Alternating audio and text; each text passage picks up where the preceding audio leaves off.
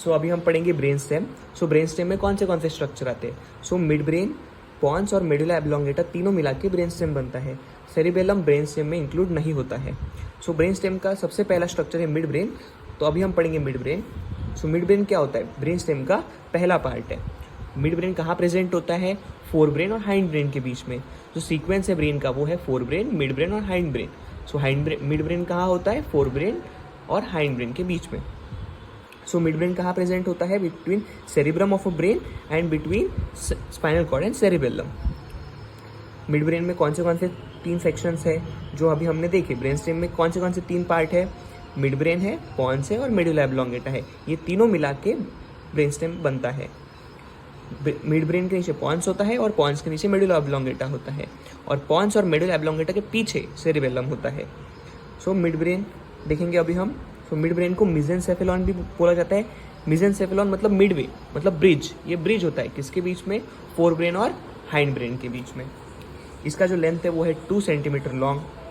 It connects hind brain with the fore brain. Mid brain कहाँ present होता है? Between hind brain and fore brain. इसमें एक cavity present होती है जिसका नाम है सेरिब्रल एक्वेडक्ट और सेरिब्रल एक्वेडक्ट ऑफ साइलवियस। हर ब्रेन की अपनी एक स्पेसिफिक कैविटी होती है। जैसे कि फोर ब्रेन की जो कैविटी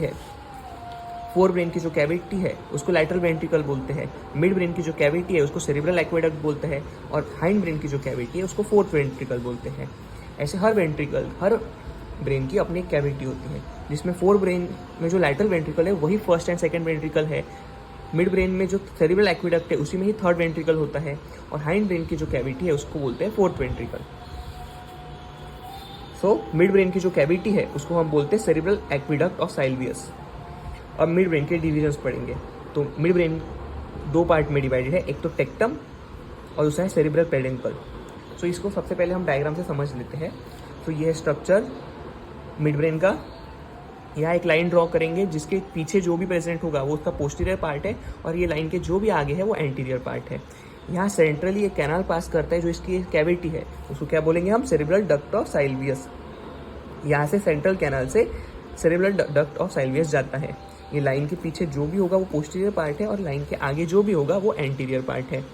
सो ये लाइन के पीछे ये जो यहाँ पे जो डक्ट होता है सेरिब्रल एक्वेडक्ट ऑफ साइलवियस, ये डक्ट का लाइनिंग है। इसके पीछे जो भी होगा वो टेक्टम पार्ट होता है, और ये लाइन के आगे जो भी पार्ट होगा वो उसका सेरिब्रल पेडुंकल पार्ट होगा। ठीक है, तो टेक्टम क्या है?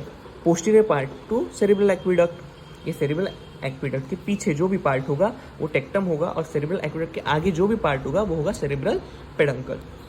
सो टेक्टम क्या है? Part posterior to aqueduct. Aqueduct के पोस्टीरियर में जो होगा वो टेक्टम होगा। इसमें क्या होगा? Right and left superior colliculi और इंफीरियर कॉलिक्यूली। सो यहाँ डायग्राम में दिख रहा है RSC राइट सुपीरियर कॉलिक्यूली और LSC लेफ्ट सुपीरियर कॉलिक्यूली, जो कि कहाँ प्रेजेंट है? लाइन के पीछे है, मतलब सेरिब्रल एक्वेडक्ट ऑफ साइलवियस के पीछे है, मतलब टेक्टम में प्रेजेंट है। ये हो गया टेक्टम। उसके बाद है सेरिब्रल पेडुंकल। तो ये लाइन के आगे होगा cerebral peduncle. So it is a part anterior to aqueduct, aqueduct के आगे होगा।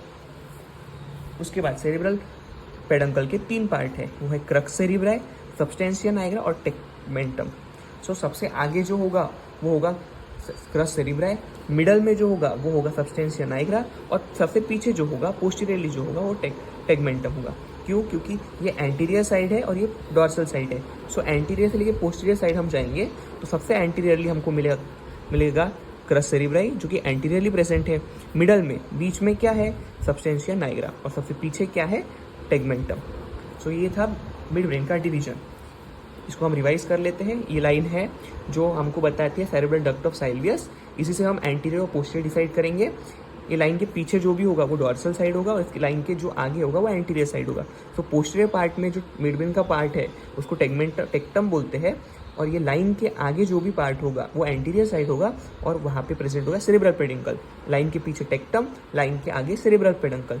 फिर सेरिब्रल पेडुंकल के फिर से तीन पार्ट, सबसे एंटीरियरली होगा क्रक्स सेरिब्राई, उसके मिडल में होगा सबस्टेंशिया नाइग्रा, और उसके पीछे होगा टेगमेंटम।